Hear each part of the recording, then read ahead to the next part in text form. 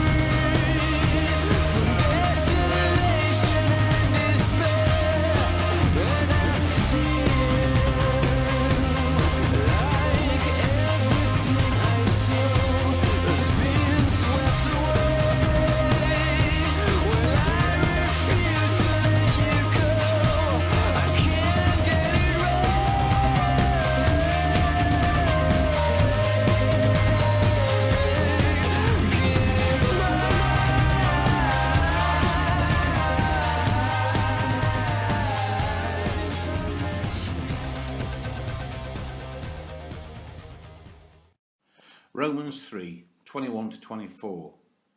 But now God's way of putting people right with himself has been revealed. It's nothing to do with the law. God puts people right through their faith in Jesus Christ. God does this to all who believe in Christ because there is no difference at all. Everyone has sinned and is far away from God's saving presence. But by this free gift of God's grace, all are put right through Jesus Christ, who sets them free. Now, the half-time questions which I asked you earlier were, what have you ever worked hard for in your life? Be it a sport or in life in general, what have you ever worked hard for to achieve something? And the second question was, what inspired you to achieve that?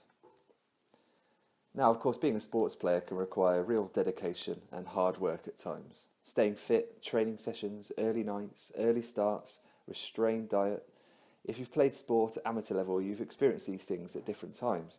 If you ever played pro or near that level, you know anyone that has, you will know how you have to live and breathe what you do in order to achieve that excellence that is required. So, example from the very top, Mo Farah, of course, British Olympic champion. His usual training session was recently revealed by his coach. So it starts with a mile run in 3 minutes 55 seconds. And then a 2-lap jog as a recovery, followed by a 1,200 metre run in 2 minutes 57, then a 2-lap recovery, 1,000 metres in 2:27, 2-lap recovery, 800 metres in 1:57, 2-lap recovery, 600 metres in 80 seconds, 2-lap recovery, followed straight away with a 400 metres in 50 seconds with a 2-lap recovery, and just to finish it off, in case he wasn't completely exhausted already, 200 metres in 25 seconds. So, I mean, this is the kind of dedication, I'd say near torture, that top sports people put themselves through in order to achieve the excellent level that they require in order to compete.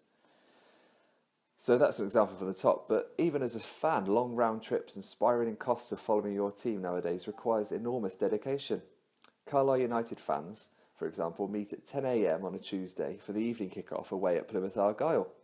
The 800 mile round trip and the 4-1 defeat gets them home at 5 a.m. on a Wednesday morning. So that's the kind of commitment that it takes in this country for some fans to follow their team. Yet even this is dwarfed by the biggest away trip in world football. That's a 13,000 mile round trip across 7 time zones for fans of Russian side Luk Energia Vladivostok to see their team play FC Baltika. So it's a quarter of the way round the world for 90 minutes of football. But some fans have been known to make that trip. It's incredible. But none of us will question their commitment to their cause and their hardcore support of their club. That's certainly been achieved by the hard work that they've put in. You know, in life, we often go by the mantra that you get out what you put in. If we want to be a top player, a pro athlete, or even a committed fan, we need to put in the effort. The dream of achieving this status keeps us going. Now, it's fine to make sacrifices and work hard to achieve our goals. Of course it is. It's all part of living life to the very full. However, the danger that we as humans so often fall into is that we attempt to prove our worth by what we do. There's a key difference there. If we work hard and earn the respect of our coach, our parents, our boss, our spouse, our friends, then we will have achieved that sought after commodity, acceptance.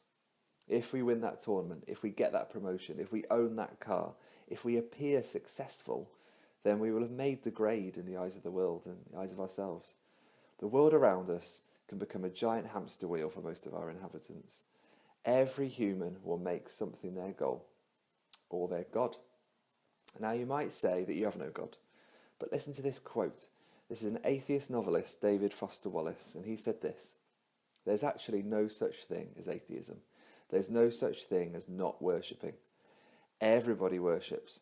The only choice we get is what to worship. If you worship money and things, if they are where you tap real meaning in life, then you will never feel you have enough. Worship your body and beauty and you will always feel ugly. At one level, we all know this stuff already." So this was not someone who professed a belief in God, but rather someone commenting on the human condition. So it's in our nature to give our dedicated commitment to something in our life, to seek its approval or their approval, to give us worth. Now the problem is that these things in which we put our faith are not firm ground on which to build our identity. Ultimately, our bodies will age, our sporting abilities will fade, our favourite team will be relegated, our friends will let us down at some point, our job will not fulfil us forever.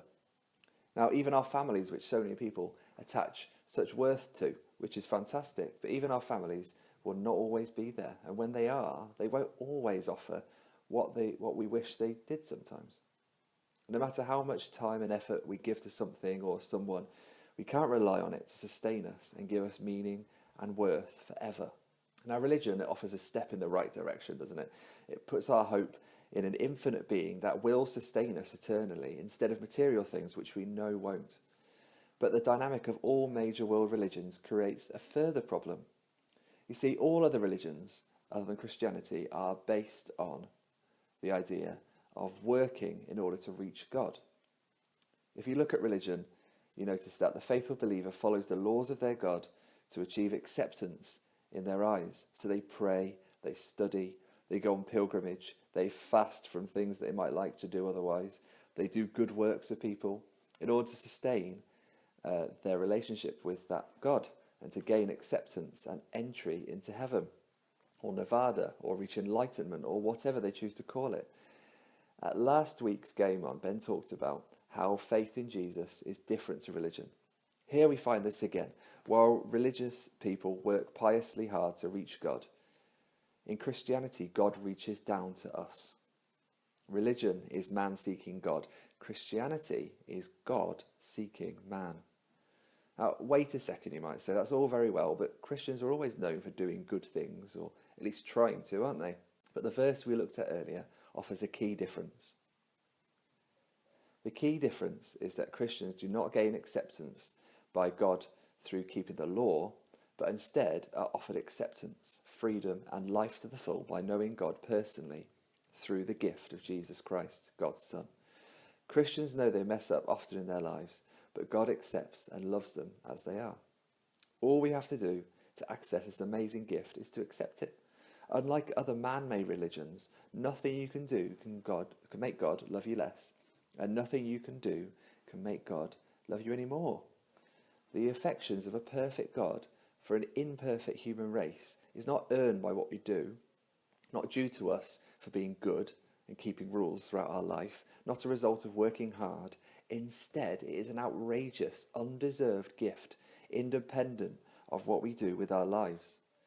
From this place of assured acceptance, not linked to how we perform, those with faith in Jesus are inspired to live the right way, inspired to live the best lives we can as God's children. I'd like to explore what that word inspired means. Inspired literally means God breathed. So the good we try to do is not to satisfy a distant, hard to please God, but inspired by the loving, intimate God who loved us so much he died for us and gives us the challenge of showing that love to the world. Christians are therefore free from the constant battle to make the grade which runs through everything we do in life, in sport, in work, everything. They are told they are loved and accepted first. This is what Christians mean when they talk about grace, their acceptance in God's eyes, a God who will never fail them, never tire, and always offers a fulfilling life to the full. That acceptance is bought for them by Jesus' death and resurrection. This is assured for all time, and it's a free gift. Therefore, there are two ways to live when it comes to achievement and acceptance. The world, either with its material gods or its man-made religions, sees acceptance as the result of achievement, as hard work. Acceptance that will always prove elusive. Meanwhile, those who accept God's gift of acceptance, won by God through his Son Jesus on the cross, can experience life the other way round, inspired by God's unconditional love in the first place. They can then go on to achieve so much in their lives or in their sports situation or wherever it is in their life. They can achieve so much in the power of knowing that they have already achieved and received the most important approval of all. So training to excel, to do good in this world is great, isn't it? I'm not standing here saying that it's not a good thing. It's fantastic to work hard, to put other things second to achieving a goal. But just as athletes can train in vain without the right inspiration and get nowhere ultimately, we only truly understand the point of all human effort when we know the God who made us and sent his Son to save us. This inspiration changes everything.